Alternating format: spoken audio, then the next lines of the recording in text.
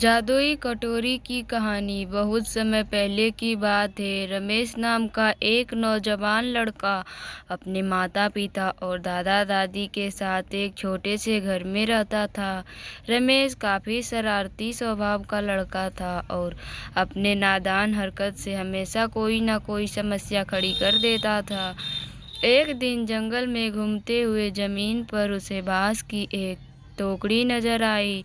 वास्तव में वह एक जादुई टोकरी थी। उस टोकरी को वह अपने गांव से ढोकर मारने लगा। वह टोकरी काफ़ी अलग तरह की थी। उस टोकरी के बारे में जानने के लिए यह कहानी उत्साहित होने लगा था। उसने उस टोकरी पर पैर रखकर चढ़ने का सोचा, परंतु जैसे ही वह उस टोकरी पर अपना पैर रखकर चढ़ा तो वह टोकरी उसे लेकर आसमान में उड़ गई और बादलों के पार ले जाकर फिर एक विशाल महल के अंदर उसे उतार दिया। रमेश उस बड़े और रहस्यमय महल में पहुंचकर आश्चर्यचकित रह गया। वह महल में इधर उधर घूमकर जायजा लेने लग गया था। घूमते घूमते रमेश का सामना एक काफ़ी लंबे चौड़े व्यक्ति से हुआ, जो उस समय महल में पड़े हुए बेशकीमती सामान जैसे सोना चांदी हीरा जवाहरात के खजाने के पास खड़ा होकर खजाने की रक्षा कर रहा था। उस विशाल व्यक्ति अचानक रमेश को देखकर चौंक गया। उसने रमेश से पूछा कि तुम यहाँ तक कैसे पहुँचे? रमेश ने उस व्यक्ति को अपनी सारी बातें बता दी। वह विशाल व्यक्ति काफ़ी दयालु भी था। उसने रमेश को कुछ खजाना देने की पेशकश भी की, परंतु एक शर्त यह भी रखा कि रमेश इस खजाने में से बिना पूछे कोई भी चीज़ नहीं मिलेगा। रमेश काफ़ी खुश हो गया। उसने उस विशाल व्यक्ति की यह शर्त मान ली, लेकिन कुछ दिनों के बाद ही रमेश पर लालच पूरी तरह से हावी हो गया था।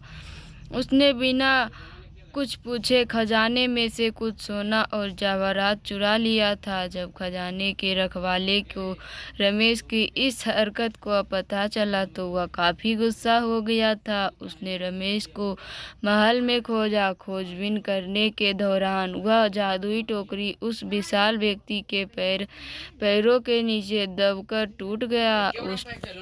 उस टोकरी के टूट जाने के कारण अब रमेश का अपने घर वापस जाना संभव नहीं हो सकेगा। उस टोकरी के टूट जाने के कारण रमेश अपने घर वापस कभी ना जा सकता था। जब रमेश को यह एहसास हुआ कि उसने काफ़ी बड़ी गलती कर दी है, तो वह उस विशाल व्यक्ति के सामने अपने आप को दोषी ठहराते हुए उससे माफ़ी मांगा और जो भी कीमती सामान उसने चोरी किए थे वह सभी खजाने के रखवाले को वापस कर दिया था। उसने यह वादा भी किया था कि अब वह कभी भी बिना पूछे कोई सामान नहीं उठाएगा और चोरी कभी नहीं करेगा। उस घटना के बाद रमेश अब एक बदला हुआ इंसान बन गया था। अब वह अपनी ईमानदारी और सत्य निष्ठा के साथ उस महल में रह रहा था और खजाने की देखभाल भी कर रहा था। रमेश ने यह सीखा कि लालच कभी नहीं करना चाहिए। लालच इंसान को कभी कहीं ना कहीं छोड़ता है।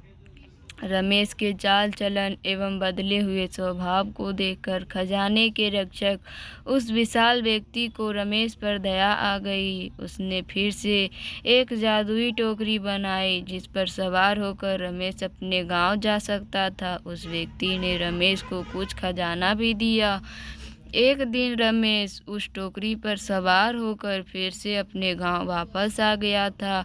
गांव आकर उसने खजाने में से कुछ हीरे जवाहरात अपने गांव के बीच भी बांटे दिए थे। इस कहानी से हमें सीखने को मिलता है कि ईमानदारी और सत्यनिष्ठा का साथ कभी नहीं छोड़ना चाहिए। लालच हमें क्षणिक रूप से सुख दे सकता है, परंतु अंततः यह हमें विनाश की ओर भी ले जाता है। धन्यवाद। अगर मेरी कहानी पसंद आए तो मेरे चैनल को सब्सक्राइब कीजिए। मेरे वीडियो को ज़्यादा से ज़्यादा शेयर भी कीजिए। Thank you.